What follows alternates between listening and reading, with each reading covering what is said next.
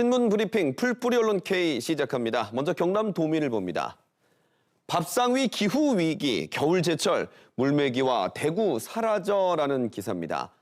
겨울철 밥상의 별미 단골 식재료였던 물메기와 대구의 어획량이 크게 줄었다는 소식인데요. 경남 도민일보 우기화 기자 연결해 자세한 얘기 들어보겠습니다. 우 기자님 반갑습니다.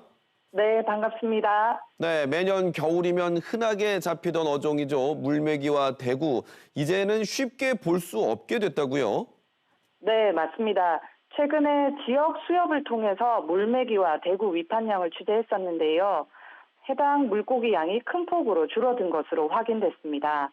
물메기를 많이 취급하는 통영수협에서는 1, 2월 물메기 위판량이 전년보다 80% 정도나 감소했다고 밝혔고요.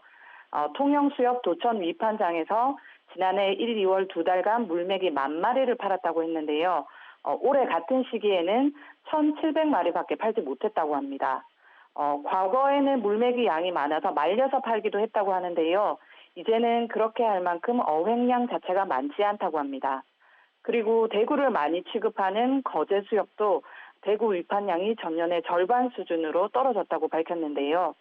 거제 수협 외포 위판장은 올해 1, 2월 대구 위판량을 47톤으로 집계했습니다. 지난해 같은 시기는 88톤으로 2배 정도 높아졌습니다. 그래서 어민과 상인들 모두 피해를 보고 있다고요? 네, 제가 물메기탕, 대구탕을 전문으로 하는 지역 식당을 찾았었는데요. 올해는 물메기나 대구가 없어서 식당에서 해당 물고기로 만든 음식을 제대로 팔지 못했다고 합니다. 남해군에서 물메기탕, 대구탕을 파는 한 식당 대표와 통화를 했었는데요. 그분은 올해 1, 2월 물메기 대구가 귀했고 그러다 보니 너무 비싸서 중간에 팔다가 그만뒀다고 했습니다. 경매가가 오르다 보니 팔더라도 마진이 크게 줄어서 더 어려웠다고 했습니다. 사천시의 한 식당도 사정은 마찬가지였는데요.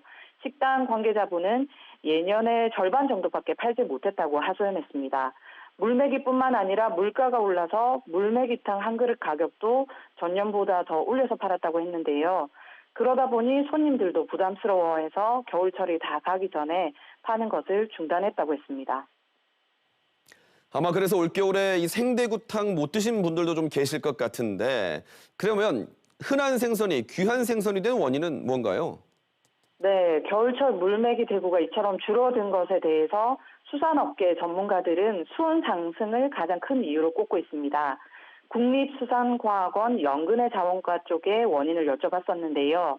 연구자분은 물메기는 원래 이제 겨울에 연안에 와서 알을 낳는 어종인데 올겨울에는 수온이 높아져서 크게 줄어든 것 같다고 했습니다. 물메기가 해조류의 알을 부착해서 산란을 하는 그런 어종인데 수온이 높아지면서 해조류도 줄고 그러면서 산란 환경이 조성되지 못했다는 겁니다. 대구도 냉수성 어종이어서 찬물에 사는데요. 수온 상승으로 환경이 좋지 않아서 올겨울에 이제 어획이 부진했던 것으로 설명이 됐습니다.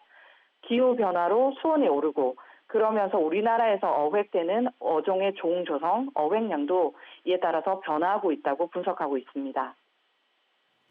네, 잘 들었습니다. 지금까지 경남 도민일보 우귀화 기자였습니다. 다음 경남신문입니다. 지난해 도내 산재 사망자 48명, 전국 3위라는 기사입니다. 네, 지난해 경남의 산업재해 사고 사망자가 48명, 사망 사고 건수는 46건으로 집계가 됐습니다. 이는 전국 17개 시도 가운데 경기도와 경북에 이어 세 번째로 많은 수치인데요. 전년과 비교하면 다소 줄어들었지만 노동계는 산업 전반의 규모 위축을 고려하면서 사실상 사고 사망이 증가한 것이라고 지적을 했습니다. 중대재해처벌법 시행으로 인력 확대 등 재해 예방 기반은 구축되고 있지만 사고 사망의 감축으로 이어지지는 못하고 있다고 신문은 지적하고 있습니다.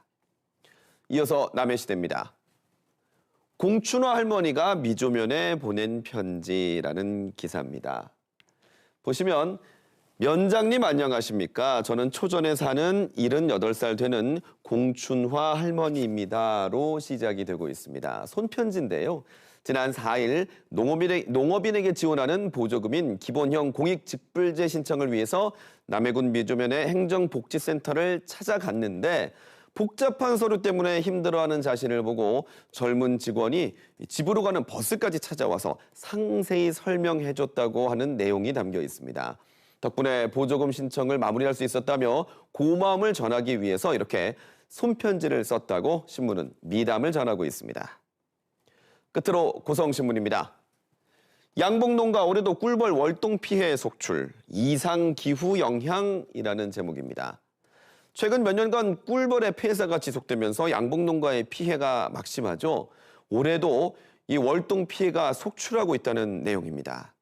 고성군 내 양봉농가를 조사한 결과 적게는 37%, 많게는 82%까지 꿀벌이 돌아오지 않거나 폐사됐다는데요. 이 같은 현상이 최근 3년간 지속되고 있지만 마땅한 대책이 마련되지 않고 있어 양봉농가의 피해는 지속될 것이라고 신문은 전하고 있습니다.